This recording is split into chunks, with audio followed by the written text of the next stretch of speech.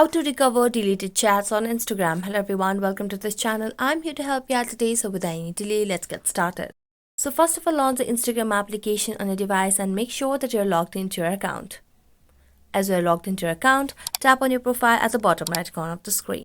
Now, simply tap on the hamburger icon at the top right corner. Here select your account center. Scroll down and under account settings category, you can see the option of your information and permissions. So select on that. Now tap on download your information and then select on download or transfer information. Here you can select on your profile and then tap on next. Tap on all available information and simply tap on download the device. Here select on the date range and select where you would want to recover the deleted chats from. So it might be from the last 6 months, 3 months, month or last 3 years, or you can also tap on all time.